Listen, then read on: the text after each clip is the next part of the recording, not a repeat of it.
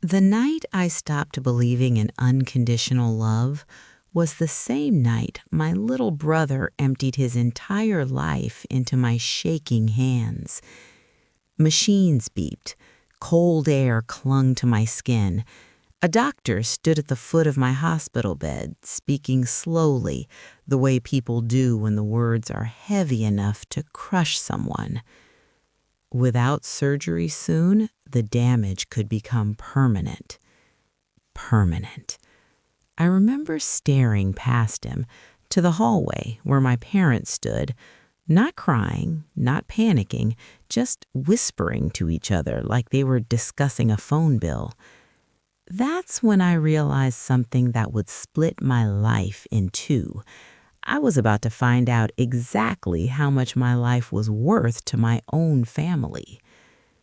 I was reading comments on my YouTube videos the other day, and I realized I wasn't the only one who learned the hard way that love inside a family sometimes comes with a price tag. Mine was $5,000, not $50,000, not $1 million, 5. Let me take you back. It started with a pain that wouldn't go away. At first, it felt like stress. I was working double shifts, trying to save money, helping my parents with bills like I always did. The pain spread down my side, sharp and electric. I ignored it. That's what I've been trained to do my whole life. Don't complain, don't be dramatic, don't be a burden. But one morning, I collapsed at work. Next thing I knew, fluorescent hospital lights were buzzing above me, and a nurse was asking about my emergency contact. I said my mom's number from memory. She picked up on the third ring, already sounding irritated. What happened now? I laughed it off. Probably nothing, just fainted. It wasn't nothing. Tests turned into scans, scans turned into specialists, and then came the word that still echoes in my head, urgent. The surgeon explained that a condition I didn't even know I had worsened. Surgery wasn't optional anymore. Insurance covered most of it, but not all. There was a remaining $5,000 required before they could schedule the procedure. $5,000 stood between me and permanent damage. I thought, okay, it's scary, but I have parents. We're a family. We've survived worse. I really believed that. When my parents came into my hospital room, I tried to smile. I didn't want to scare them. Dad stood near the window, arms crossed. Mom sat in the chair but didn't take my hand. I explained everything, slowly, carefully, like I was asking permission to exist. Mom sighed first. 5,000, she repeated like I'd said 5 million. It's for surgery, I said. They said waiting could make it worse. Dad didn't look at me. He stared outside like traffic was more important. Then came the words that broke something inside me. We just can't right now, Mom said. I blinked. What do you mean? We have expenses, your cousin's wedding, the house needs repairs. Things are tight. Tight. I thought about the new TV in the living room, the vacation they just booked, the gold necklace Mom bought last week because she deserved something nice.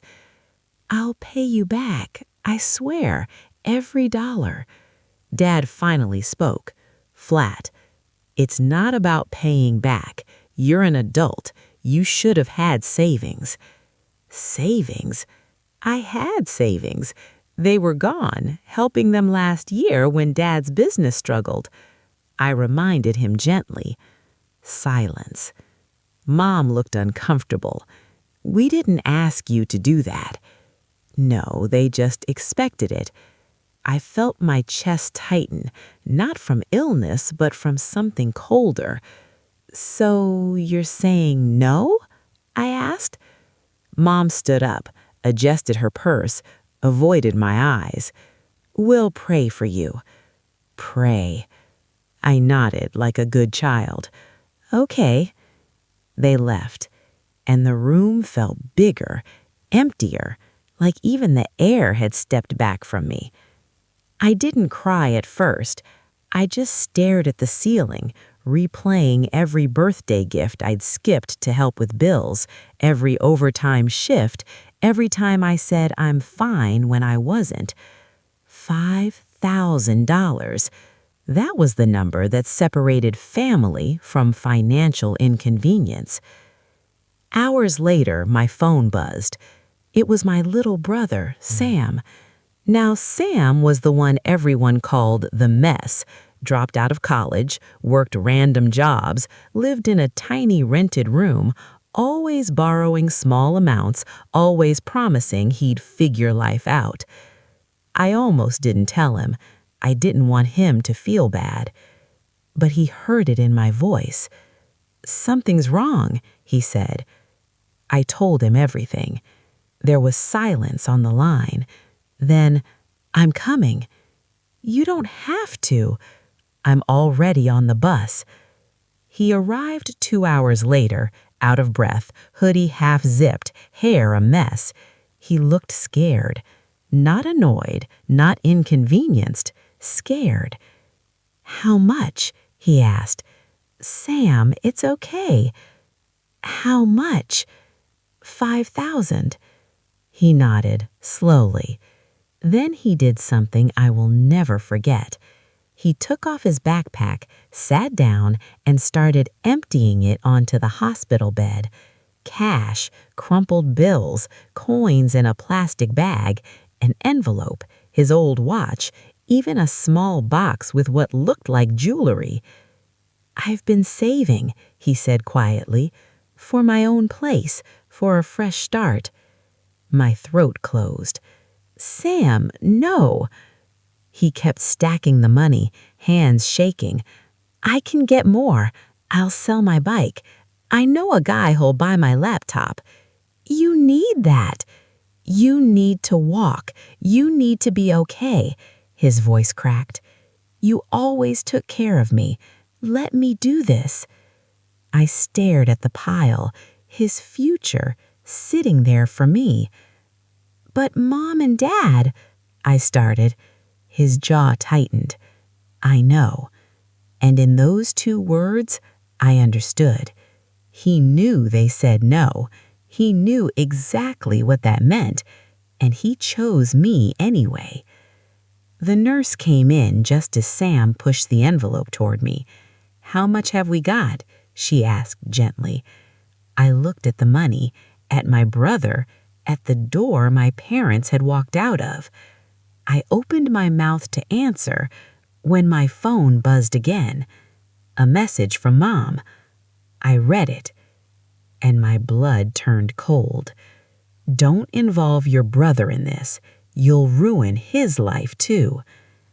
I slowly looked up at Sam. He hadn't seen it yet, and I realized this wasn't over, not even close. I turned my phone face down so Sam wouldn't see the message. Not yet. He was still pushing the money toward me, like if he didn't do it fast enough, someone might take the chance away. "How much is there?" I asked, my voice barely steady. He shrugged, almost embarrassed. "I counted on the bus, around $3,200. I can get the rest, I swear." $3,200. From the irresponsible son, the disappointment, the one my parents said would never make it. My chest ached in a completely different way now. "Sam, this is everything, isn't it?" He didn't answer right away, just looked down at his hands. "Yeah," he said softly, "pretty much." The nurse gave us a moment, then stepped closer. "If you can secure the remaining amount within 24 hours, we can lock in the surgical slot. After that, it gets complicated." Complicated, that word again, the polite version of dangerous. Sam nodded like he was being handed a mission. "We'll have it."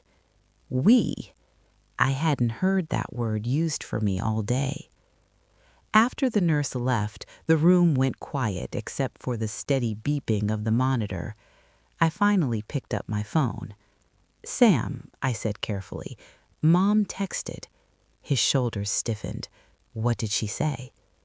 I hesitated. Then I handed him the phone. He read it. His jaw tightened so hard I thought his teeth might crack. "Don't involve your brother in this. You'll ruin his life too." He laughed, but there was no humor in it, just disbelief.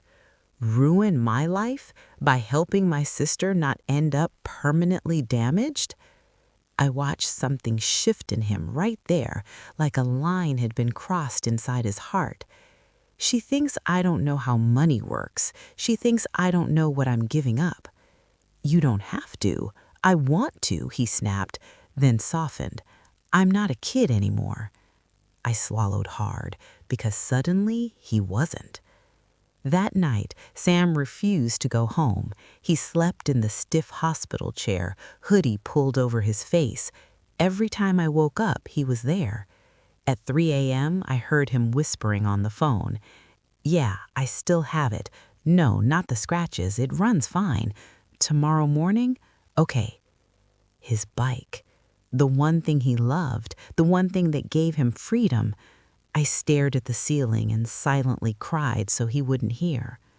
Morning came with gray light and reality. Sam left early. "I'll be back by noon," he promised. I was alone when my parents walked in.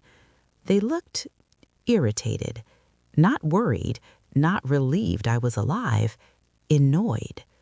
Mom shut the door behind her. "We heard your brother was here." I sat up slowly. "Yeah."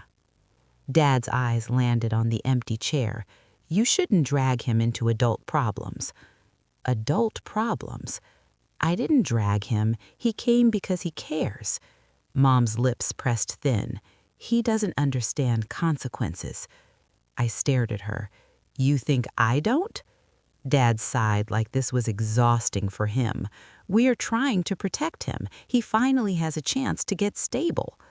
"So do I," I said. "This surgery is my chance to be stable." Silence. Mom avoided my eyes. "There are other options, maybe a cheaper hospital, maybe wait." "Waiting could cause permanent damage. The doctor told you." Dad shrugged. "Doctors exaggerate." I couldn't believe what I was hearing.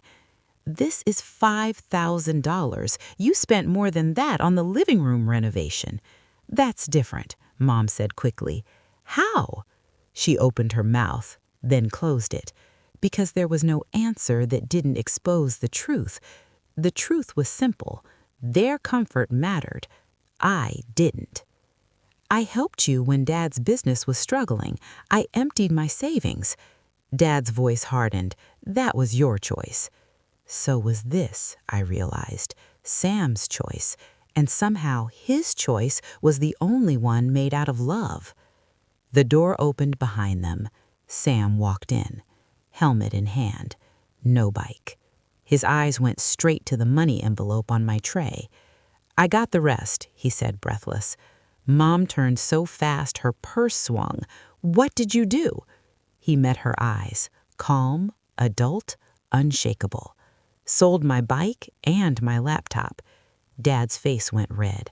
"That was your transportation, your work." "I'll figure it out. She doesn't have time to figure it out." The room filled with thick electric silence. I saw it then. My parents weren't just upset. They were losing control. Mom stepped closer to him, lowering her voice.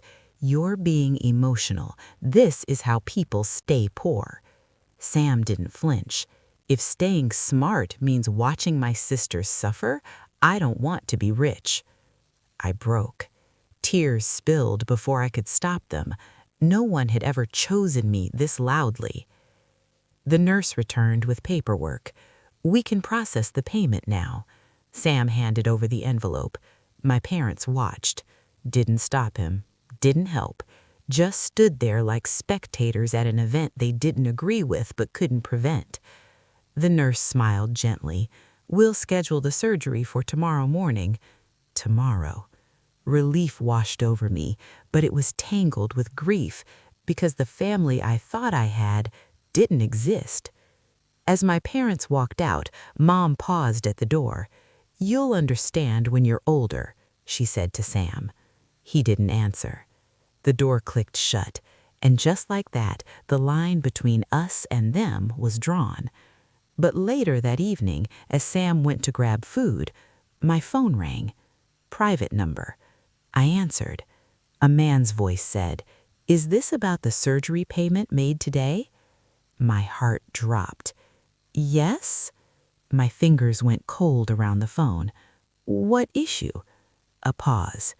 Then the words that made my world tilt again. "The transaction has been flagged." The transaction has been flagged. I sat up so fast the heart monitor wires tugged at my chest. "Flagged how?" I asked, my voice already shaking. "Large cash payments sometimes trigger a review," the man said, calm and detached. "We just need to verify the source of funds." Source of funds?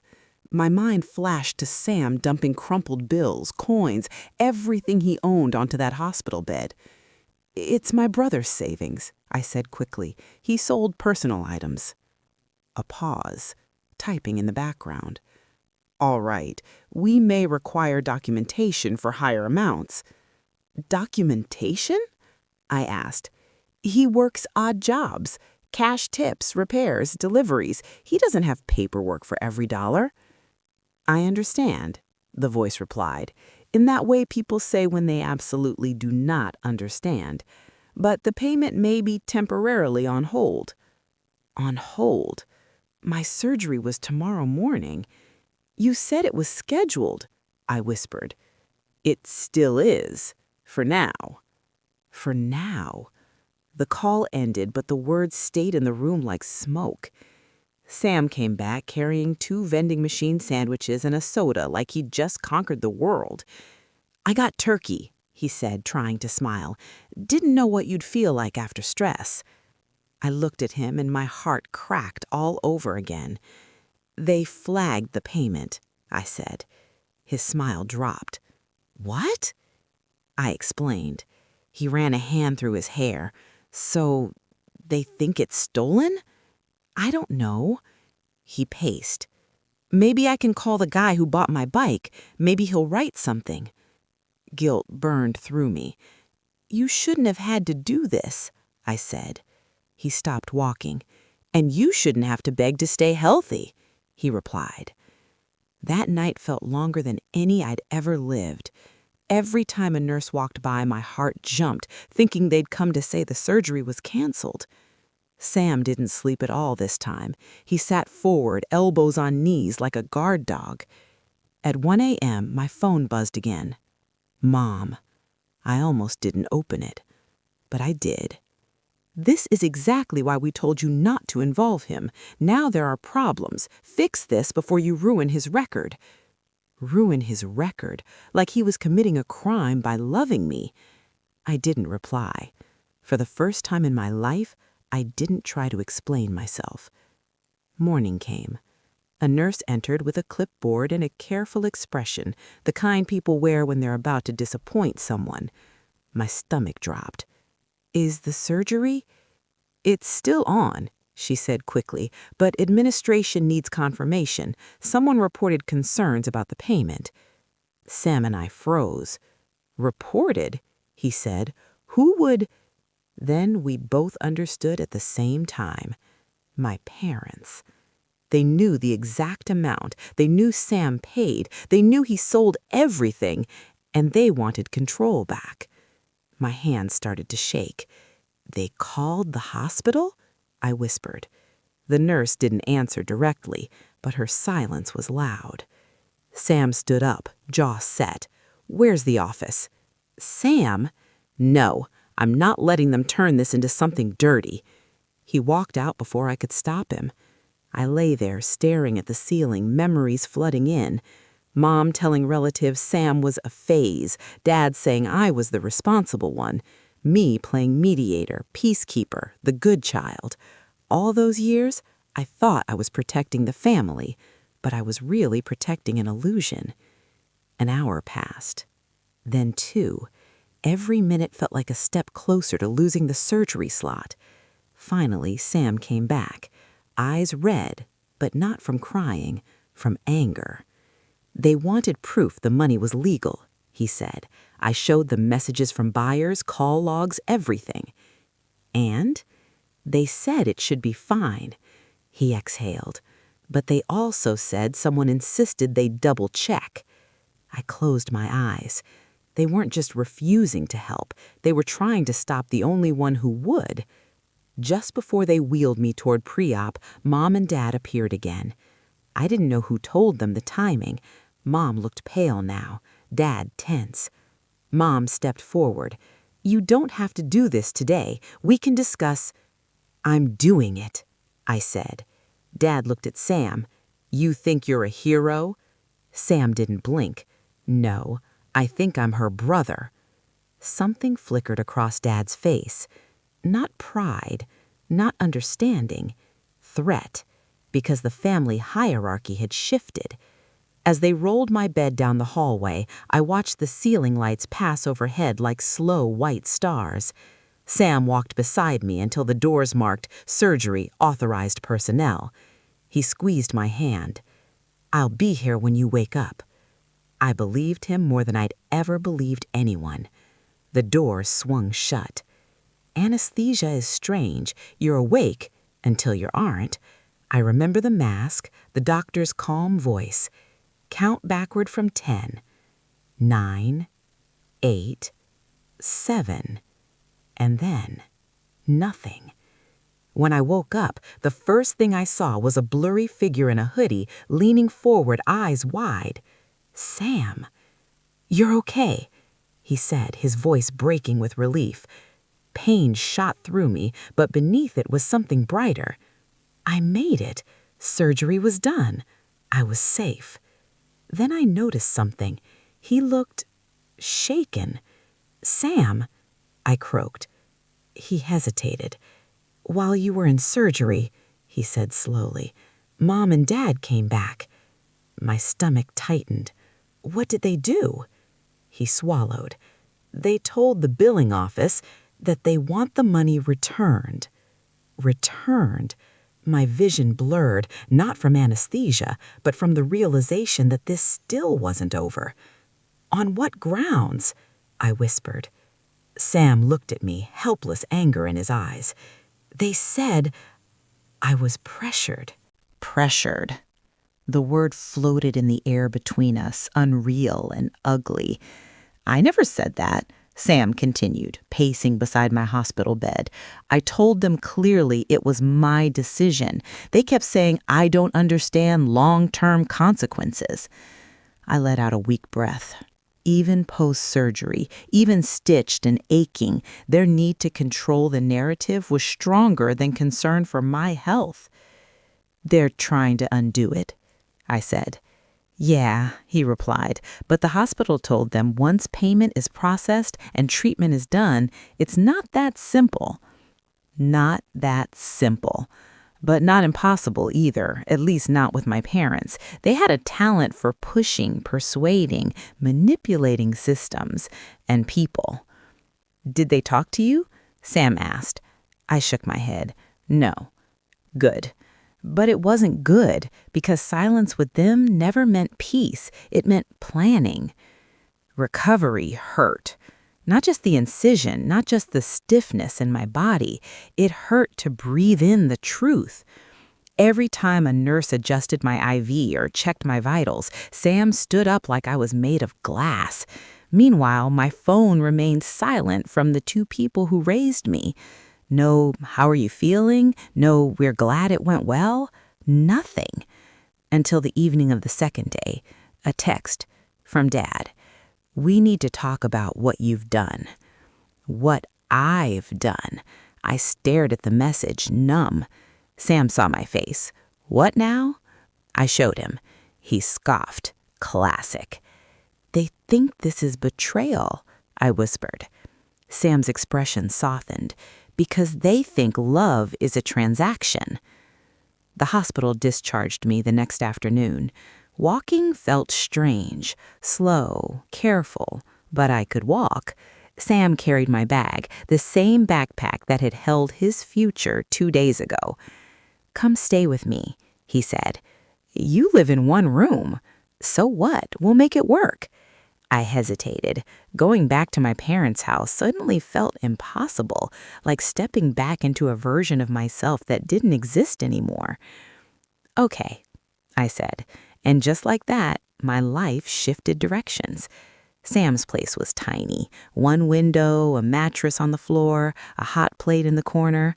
But when I sat there, wrapped in a blanket, sipping instant soup he made too watery, I felt something I hadn't felt in a long time. Safe. Not because we had money, not because things were easy, but because there were no emotional debts in the room. 3 days later, my parents showed up. No call, no warning, a knock that sounded more like a demand. Sam opened the door. Mom pushed past him. Dad followed, eyes scanning the room like he was inspecting damage. "This is where you are?" Mom asked, horrified. I stayed seated. "Yes." Dad crossed his arms. "You're being dramatic." I actually laughed, and it hurt my stitches. "I had surgery." "That's not what I mean," he snapped, "moving out like this, turning your brother against us." Sam's jaw tightened. "No one turned me. I have eyes." Mom looked at me like I was a stranger. "You made him throw away his future." "I didn't make him do anything." Dad's voice dropped lower, colder. "Families discuss big decisions. They don't act emotionally and create chaos." Chaos. That's what they called love when it didn't benefit them. Mom placed an envelope on the small table. "I brought something," she said. I stared at it. "What is it?" $3,000. I blinked. Dad added quickly, "A loan. We'll cover the rest later if necessary. But this," he gestured around, "this situation has to stop." Understanding hit like ice water. "This isn't help," I said slowly. "This is a leash." Mom's face hardened. "It's responsibility." "No," Sam said. "It's control." Dad turned to him sharply. "You think you're better than us now?" "No," Sam said. "I just know what matters." Mom looked back at me. "If you take this money, you come home. We handle things properly. No more scenes." Scenes? Like my health crisis was bad manners? I looked at the envelope. $3,000. 3,000 reasons to go back to pretending. $3,000 that came with silence, obedience, and erasing what they did. Sam didn't say anything. He just stood there, letting me choose. I took a breath that pulled at my stitches. Then I pushed the envelope back across the table. "No." Mom stared at me like I'd slapped her. Dad's voice went dangerously calm. "Think carefully." "I am." For the first time.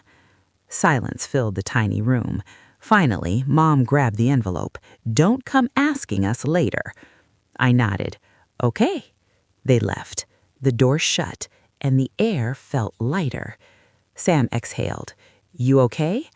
I nodded. But deep down, I knew something had just shifted permanently. This wasn't a disagreement anymore. This was separation. And families like ours didn't let separation happen quietly. That night, as I lay on the mattress, pain pulsing softly in my side, my phone buzzed again. Unknown number. I answered. A woman's voice spoke carefully. "Hi, I'm calling regarding a financial dispute filed under your name." My heart stopped. "What dispute?" A pause. "Your parents are claiming the surgery payment was made under emotional coercion and are requesting a legal review." The room started spinning. Legal review. And suddenly I realized they weren't trying to get their money back. They were trying to prove I took advantage of my own brother. Legal review? The words didn't even make sense at first. They felt like they belonged to someone else's life, someone in a courtroom drama, not me, stitched up, sitting on a borrowed mattress in my little brother's one-room apartment. Yes, the woman repeated gently. A claim has been submitted suggesting financial exploitation of a vulnerable individual. I nearly laughed from disbelief. My brother is the vulnerable individual? That is how the claim is categorized. I looked at Sam, who was watching my face carefully. My brother willingly paid for my surgery, I said slowly. He's an adult. I understand. I'm just informing you that you may be contacted for statements. Statements? This had crossed into something else now, something cold and official. Who filed it? I asked, though I already knew. I'm not authorized to disclose that directly, but it appears to be immediate family. I thanked her numbly and hung up. Sam didn't ask. He already knew. They really did it, he said quietly. I nodded. I expected to cry. Instead, I felt clear, like a fog that had lived in my mind for years had suddenly lifted. This isn't about money, I said. It's about control. If they can't control the help, they'll control the story. Sam sat down across from me. They're saying you manipulated me? Yeah. He let out a breath through his teeth. I chose this. I'd choose it again. I know. And if they think I'm too stupid to make my own decisions, his jaw clenched, then maybe they never knew me at all. The next week became a blur of recovery and phone calls, hospital billing, a social worker, a patient advocate. Each time I told the same story. My brother gave money willingly. No pressure, no deception. Sam gave his own statement too.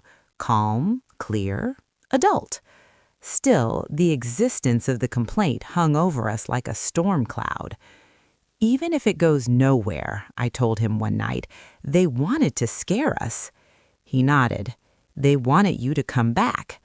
Back to dependence, back to guilt, back to being the good child who never challenged them. But something inside me had changed in that hospital hallway when Sam squeezed my hand. I couldn't unsee what love looked like anymore. 2 weeks later, I could walk slowly without pain. I found a remote freelance job, not much money, but a start. Sam picked up extra shifts at a repair shop after selling his laptop meant he had to work in person more.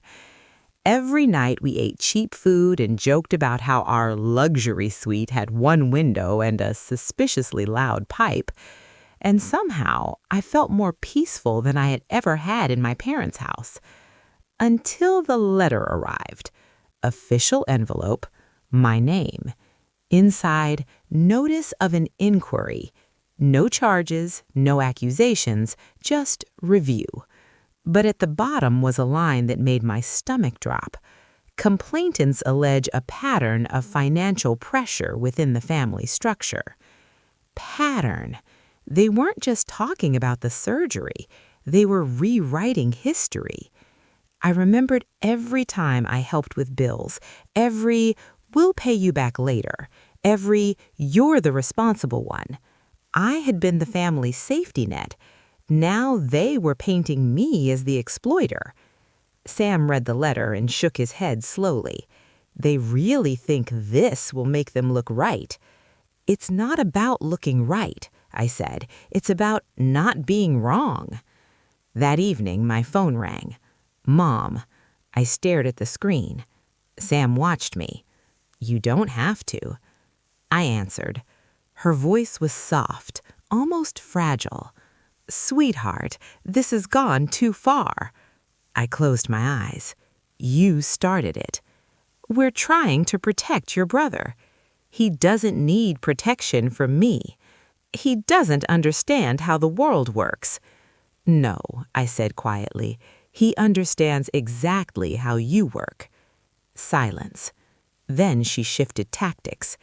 If you drop this and come home, we can make everything go away. There it was, the offer. Peace in exchange for pretending nothing happened. "And if I don't?" I asked. Dad's voice came on the line. "Then don't expect things to stay easy." A chill slid down my spine. Was that a threat or a promise? After the call, Sam sat beside me. "You okay?" I nodded, but my hands were shaking.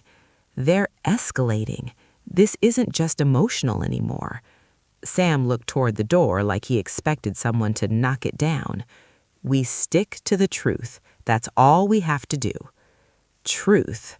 It sounded simple, but truth threatens people who've built their identity on being right. 3 days later, I received another call, this time from the hospital. "Good news. The billing officer says the review shows no wrongdoing. Payment stands. Case closed on our end." Relief washed through me so suddenly I had to sit down. "So it's over?" "With us, yes." I hung up and told Sam. He grinned for the first time in weeks. "See?"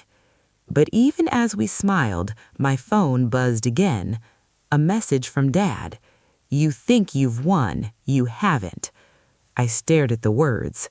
Cold, deliberate, not angry, strategic. And in that moment, I realized something terrifying. This wasn't about the surgery anymore. It was about punishment for choosing each other, for stepping outside the roles they assigned us, for proving that love could exist without their permission. That night, as rain tapped softly against the window, Sam looked at me across the room. "We'll be okay," he said.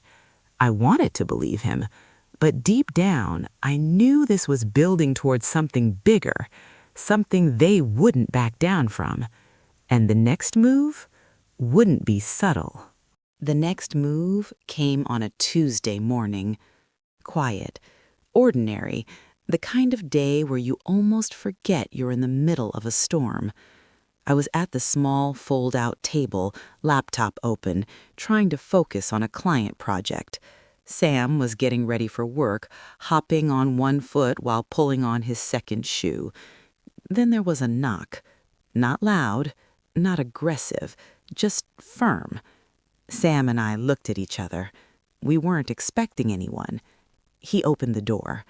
2 people stood outside. A woman with a clipboard, a man beside her with a neutral expression that didn't quite reach his eyes. "Samir Khan?" the woman asked. Sam nodded slowly. "Yeah. We're here to follow up on a family welfare concern." My stomach dropped so fast it felt like falling. Welfare? Concern. Those soft, careful words again, hiding sharp edges. They stepped inside. The room suddenly felt even smaller. The woman smiled politely. "We received information suggesting possible financial instability and coercive pressure within this household." My face felt hot. "From who?" I asked. She didn't answer directly. "We're just here to assess." Assess what? The mattress? The one window? The fact that we didn't have matching furniture? Sam stayed calm. "We're fine." The man looked around, took notes. "Do you both live here?" he asked. "Yes," Sam said. "Employment?" Sam explained his job. I explained my freelance work. The woman's tone softened. "We just want to make sure no one is being forced into financial decisions they don't understand." I almost laughed.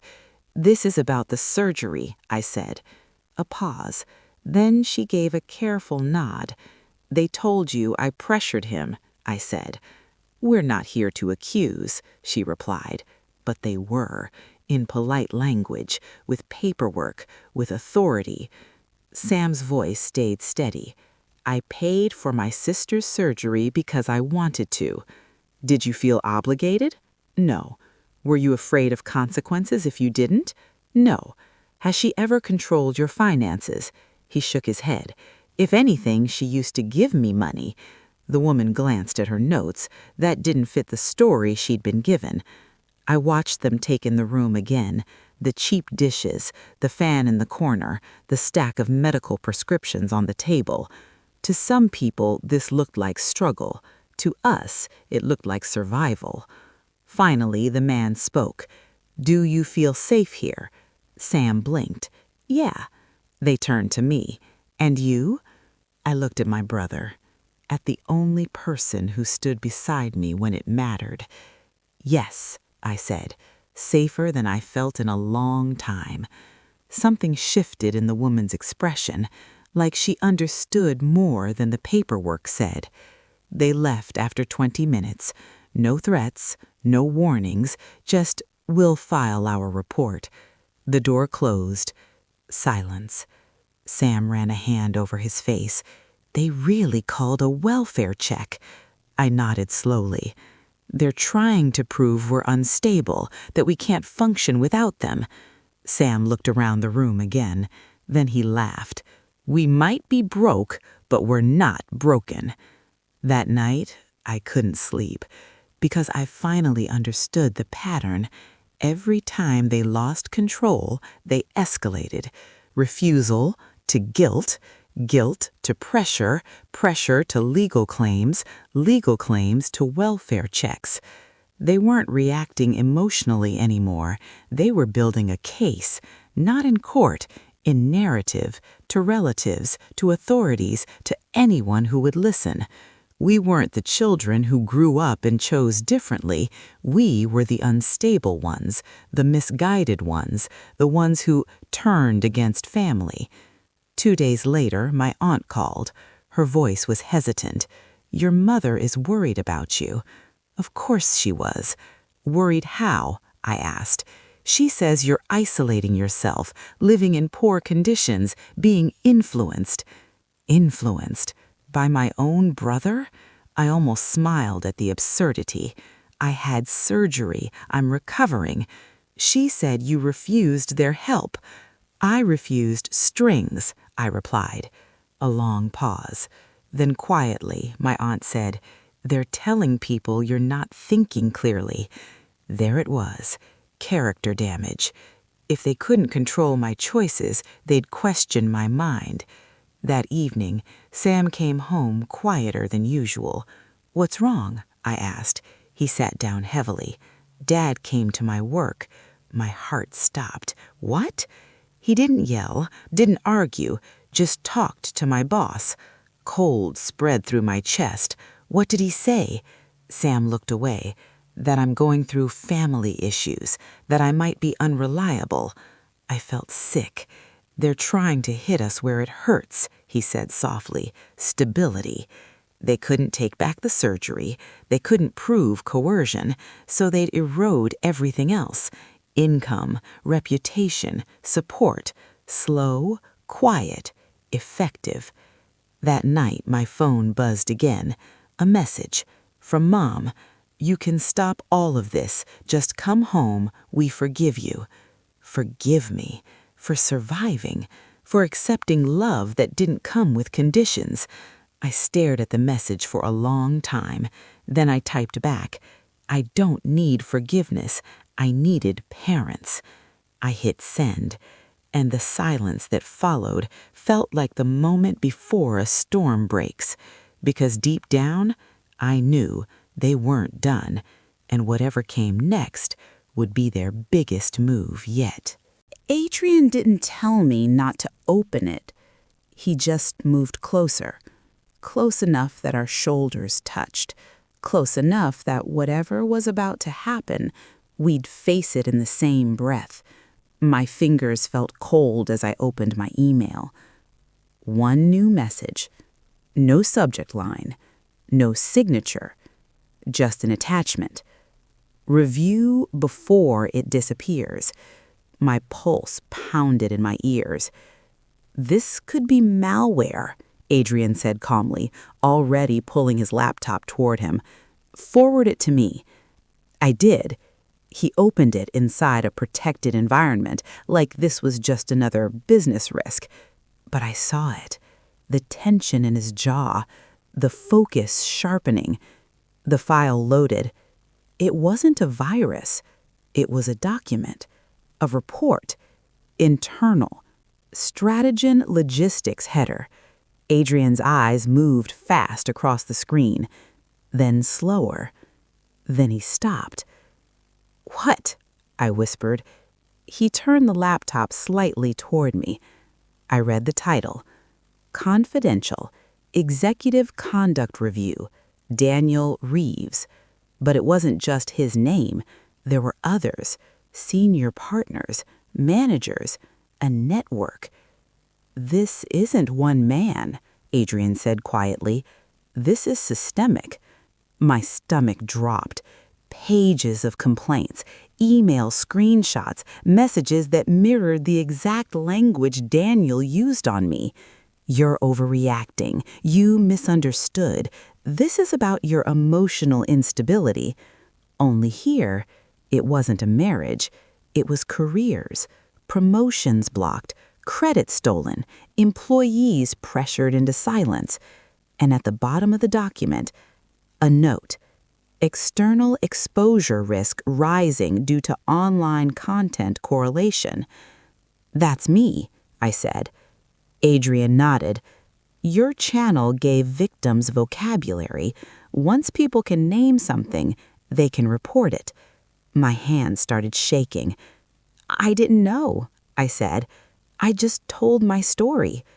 "Yes," he said softly, "and that's why this scares them.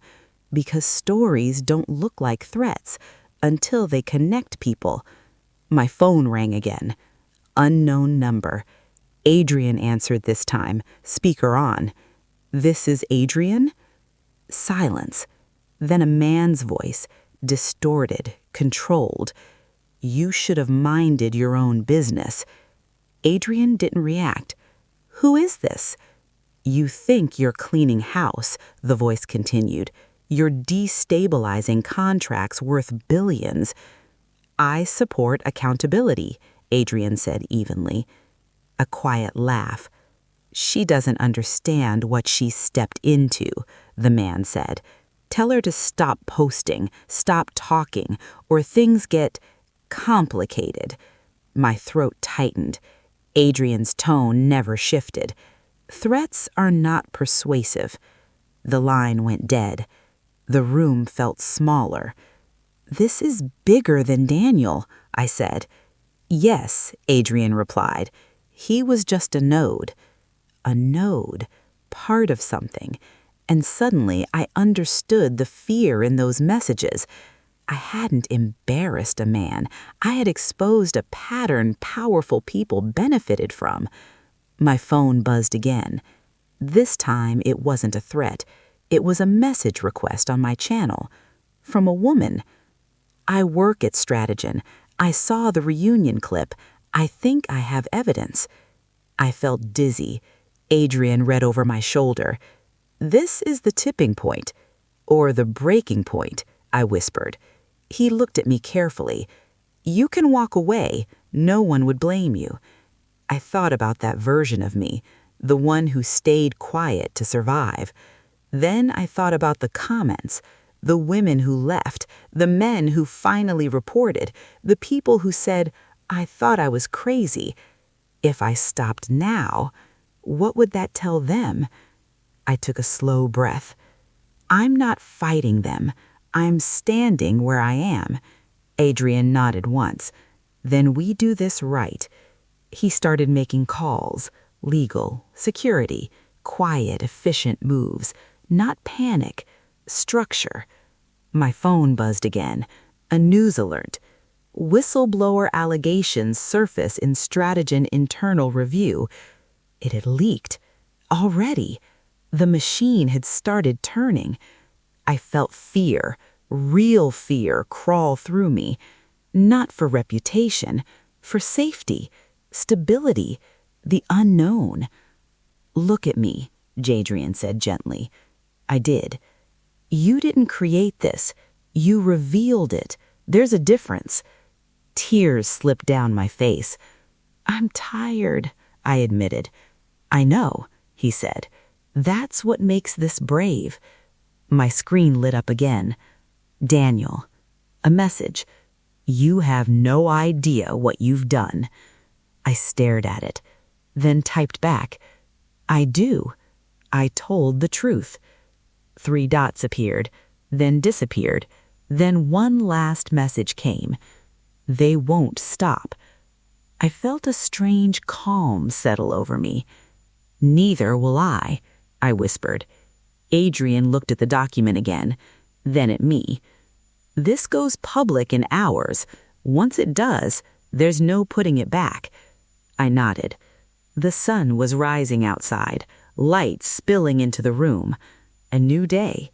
And somewhere in boardrooms and legal departments, phones were ringing just as fast as mine, because the silence that protected them for years was breaking, and the story that started with one woman being called too emotional was about to become a reckoning no one could control. By noon, the story was everywhere. Not my name, not my channel, the system. Headlines danced around phrases like workplace coercion patterns and executive conduct investigation. Panels of experts spoke about power dynamics. Legal analysts discussed accountability structures. But beneath all the corporate language, it was the same story.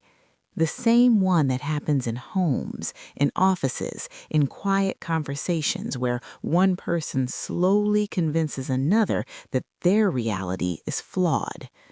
The only difference now, people were listening. I sat at the kitchen counter, sunlight pouring in, my phone face down for the first time in days. Adrian moved around quietly, making coffee like this was just another morning. Normal, grounded. That mattered, because when the world shakes, you need something that doesn't. You don't have to read everything, he said gently. I know, I replied. But I will, I added. Not the noise, the people. I opened my channel dashboard. Thousands of messages. Not gossip, gratitude. A teacher who reported a department head, a junior analyst who filed a formal complaint, a man who realized emotional manipulation isn't just how relationships are. I pressed record, not with lighting, not with prep, just truth. Hi, I said to the camera, voice steady. If you're here because something feels wrong in your life or workplace, I want you to hear this clearly. Confusion is often the first sign you're being controlled. Your feelings are data. Don't ignore them. I paused. For a long time, I thought surviving quietly was strength, but silence doesn't heal you. It just protects the pattern. I ended the recording without editing. Honest doesn't need polish. Later that afternoon, Laura from compliance called again. I wanted you to know, she said, multiple employees have come forward since this morning, independent testimonies. This is bigger than we knew. I closed my eyes. Not satisfaction, relief. Thank you for believing them, I said. Thank you for helping them recognize it, she replied. After the call, I sat in silence. Daniel had once told me I exaggerated everything, that I made small issues dramatic. But manipulation only looks small from the outside. From the inside, it shrinks your world. And when your world shrinks long enough, you forget you're allowed to take up space. That night, Adrian and I walked by the river, city lights reflecting on the water, cool air brushing against my skin. Do you ever wish none of this happened? He asked quietly. I thought for a long time. I wish the harm didn't, I said, but not the growth. He nodded. Pain introduced me to people I never would have met, to purpose, to myself. We stopped at the railing. You know what the strangest part is? What? I don't hate him. Adrian studied me. No? No, I said softly. Hate keeps you connected. I'm done carrying him. Forgiveness isn't excusing behavior, it's releasing your own nervous system from permanent defense. That's freedom. My phone buzzed once more. A final message from an unknown number. No threat, just one sentence. I reported my boss today because of you. I smiled. Not because I caused a fall, because someone chose themselves. That's the moral no one teaches. You don't need to destroy someone to reclaim your life. You just need to stop agreeing with the lie that you are small. Daniel tried to humiliate me in a room full of people. He thought my past defined me. But the truth is, your worst chapter doesn't become your identity unless you stop writing. I kept writing. Not revenge, not drama, just truth told out loud. And truth has a way of finding every locked door.